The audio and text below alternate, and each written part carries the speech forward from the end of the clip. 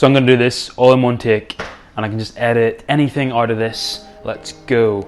I'm gonna tell you why I've been procrastinating today. I'm just gonna speak about it. I'm not even gonna give you a solution. I'm just gonna really embrace the fact of my own procrastination. I'm Thomas, I am a doctor, and I'm also trying to put out these productivity procrastination YouTube videos to help fellow business owners. That's my target audience. And I'm just gonna tell you right now that I don't have any fancy video today, but I did say I was gonna put a video out. So this is me being authentic and exploring why I procrastinated. Maybe I can, if anything, I can get some awareness and learning from it. Because if I'm teaching how to overcome procrastination, I often think I need to be an expert or a guide, a guru, someone who's good at it, but actually that's not the case. For example, today.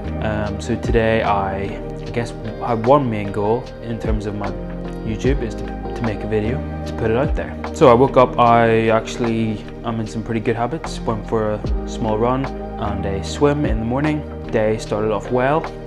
Then came back and meditated and was feeling pretty tired, but I had, the rest of the day, probably about 8, 9, 10 more hours to actually put at least 3-4 hours of work in so I could put a YouTube video out. But what happened was, I guess I didn't really plan it. I wasn't intentional with my time. I was complacent. I thought I had loads of time left.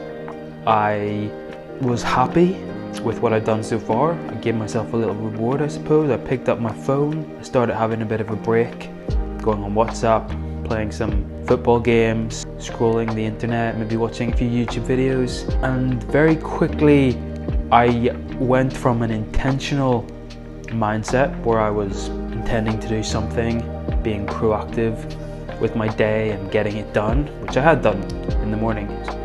Pretty pleased with it, to a very reactive mindset, to just letting things happen, not being disciplined, not having the focus, hoping that I would get my business task done, getting my YouTube video uploaded, but not having a plan, not having a structure.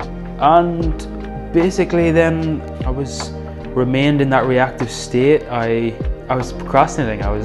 Found myself reading, picked up a Kindle. I haven't been reading in weeks, but maybe it was just to avoid what I knew I needed to be doing. It was a form of procrastination. It was a productivity procrastination. And then my girlfriend asked me to help her because she was proactive. She had her day planned out. She was studying for exams. She was studying for eye exams and she needed someone to practice on. And because I wasn't protective of my time, because I was quite reactive, I was in no position to say no. And that's fine. I was okay with helping someone out, but really in the back of my mind I was like, I should be focusing on my own thing. I should be doing that one thing I said I was gonna do. And I didn't. And I'm not doing it. So anyway, I was helping her out and that's good.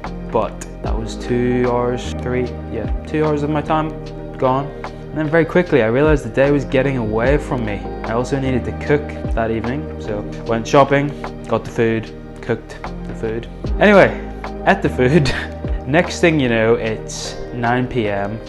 and I still hadn't done that one thing I knew I needed to do. I've been putting off in order to grow my business, grow my online brand. And here I am trying to explore why. So that's what happened. And why was I putting it off? I talked about this before, but I think it's a bit of imposter syndrome, thinking you have to be good at it, thinking you have to teach someone, this is what works for me, I'm the expert at this, apply this to you, especially for me. I think, my personal brand is I'm a Dr. Thomas Webb, which I am, but it doesn't mean I don't procrastinate. It doesn't mean I have all the answers. Sometimes I think I have to pretend like I do. So I guess there's that imposter syndrome. There's also just the fact that I feel like it needs to be a good quality, or it has to be perfect. So I guess there's an element of perfectionism there. And these two things, imposter syndrome, perfectionism, they create expectation. They create a barrier for me to start, because I feel like it has to be good. I feel like I can't just throw something up. So the barrier to entry, the barrier to start is a lot higher. So I think that was what was going on subconsciously. And I know the common tricks to overcome that is to just start, to just reduce those expectations down. And I guess that's what I'm doing right now, is I've completely destroyed these expectations by having essentially none. So the first step was I'm aware of it. I'm aware of having these high expectations. And me just saying, you know what, let's just embrace the imperfectionism. Let's not prepare anything. Let's just speak authentically. I'm not even intending this to be good or valuable, or I don't even have those goals, because I guess those things are outside my control. Whether this video does well, whether this helps people, I'm letting all of that go, and I'm just focusing on getting a YouTube video up for the day. So focusing on what's in my control, focusing on the system, reducing the expectations to zero, being equanimous. So that word means not caring about the outcome, whether it's good or bad. It doesn't matter. I'm going to be happy regardless, because I'm happy with my system, what's in my control. I think that's a good system to have, especially if you're an entrepreneur, a business owner, a content creator, when you're gonna see no results for ages and ages, like what I'm experiencing. And that can be disheartening if you attach your fulfillment or your sense of progress to the outcome, to views, to how much money you make, to even helping people out. That's gonna really cause a lot of doubt. It'll cause you to ask a lot of questions. So the way to get through that then is to really bring your attention away from that and focus purely on the system, the output, being equanimous.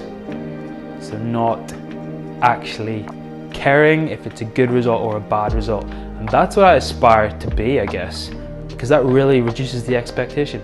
Allows me to start, allows me to just get on camera, be authentic. I think that's more valuable than any, mainstream or easy solution that there's probably thousands of videos on. So that's just what I'm thinking. That's all I want to say today. Let's get that video up. Let's stay equanimous.